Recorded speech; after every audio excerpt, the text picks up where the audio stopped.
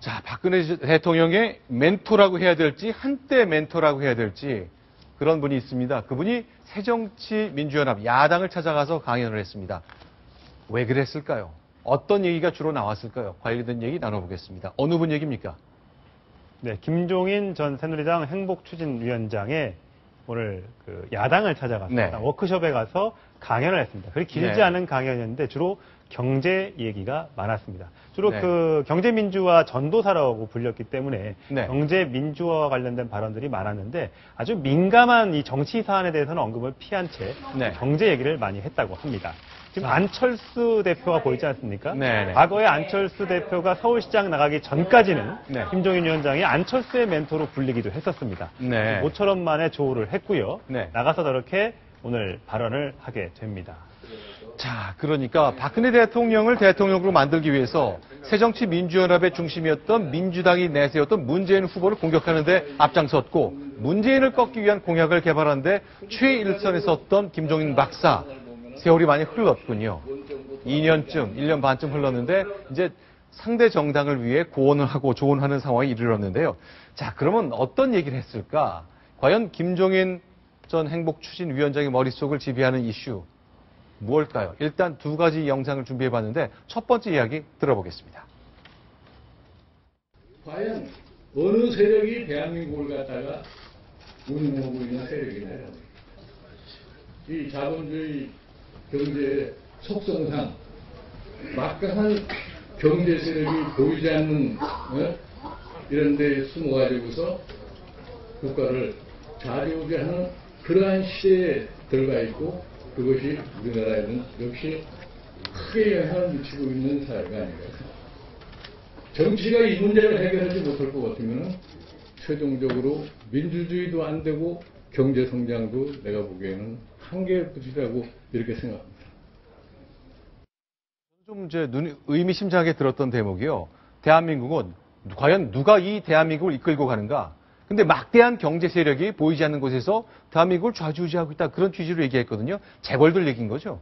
그렇죠. 재벌들 얘기고 네. 2012년 대선 때도 이제 재벌 개혁을 가지고 김종인 그 당시 국민행복 추진위원장하고 박근혜 대통령 후보하고 네. 한 의견들이 있었는데요. 네. 그러니까 재벌 개혁에서 굉장히 김종인 위원장의 소신이 강하죠. 그래서 재벌 개혁을 해서 순환 출자도 금지해야 된다, 뭐 의결권도 제한해야 된다 이런 얘기를 그 당시에 많이 했었습니다. 네.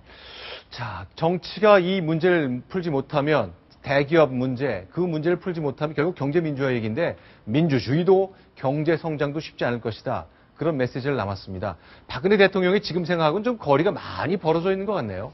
최경환 지금 이제 경제부총리가 취임하자마자 요즘에 꺼내놓는 그 부동산 대책들이 네. 그 총부채 상환 비율 DTI 규제라든지 네. 이 담보 인정 비율 LTV 규제를 좀 완화해서 부동산을 살려야 된다 이렇게 먼저 얘기를 하고 있는데 네. 여기에 대해서 오늘 김종인 전 위원장이 그런다고 과연 부동산이 살아나겠느냐? 네. 오히려 가계부채가 1,000조 원을 넘는 상황에서 네. 오히려 가계부채만 더 부풀리지 않겠느냐면서 우려를 표시했습니다. 네. 손호섭 부총리도 못 풀던 문제를 네. 최경환 부총리가 풀 수 있겠느냐? 또 이런 얘기도 했습니다.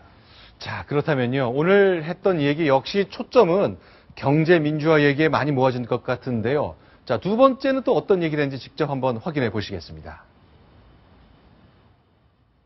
이 자본주의의 이 야수 같은 사람들을 갖다가 가정의 개처럼 순치시키는 이러한 시스템을 갖다가 강구하는 것이 중요한 일이다. 이 정치권이 이 문제를 제대로 해결하지 못할 것 같으면은 우리도 결국은 중장기적으로 헤맬 수밖에 없고 그렇게 되면은 지속적이고 안정적인 장기적 성장이라는 것이 저는 불가능하다는 확신을 갑니다. 이번에 이제 총리가 됐건 개각 때마다 김종인 박사를 과연 박근혜 대통령이 기용할 것이냐 말 것이냐 그러는데 오늘 말씀 들어보면요. 기용 안 할 것 같은데요. 어떻습니까? 뭐 결국 최종 선택은 박근혜 대통령의 몫이기 때문에 제가 네. 뭐 한다 안 한다 이렇게 단정적으로 얘기할 수는 없지만요.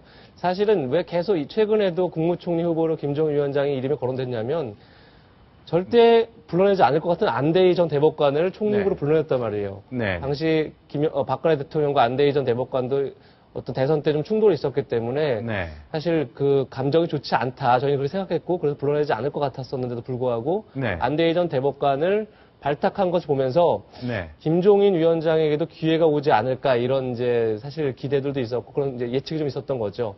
근데 얘기한 것처럼 김종인 위원장과 박근혜 대통령도 대선 기간에 경제 민주화 이슈를 가지고 여러 번 좀 충돌을 했었습니다. 네. 단적인 예로 김종인 위원장이 본인이 만든 경제 민주화안을 네. 박근혜 대통령의 최종 결심을 받기 전에 언론에 이렇게 나와서 그거에 대해서 굉장히 박근혜 대통령하고도 좀 불쾌한 말이 오갔던 적도 있었고요.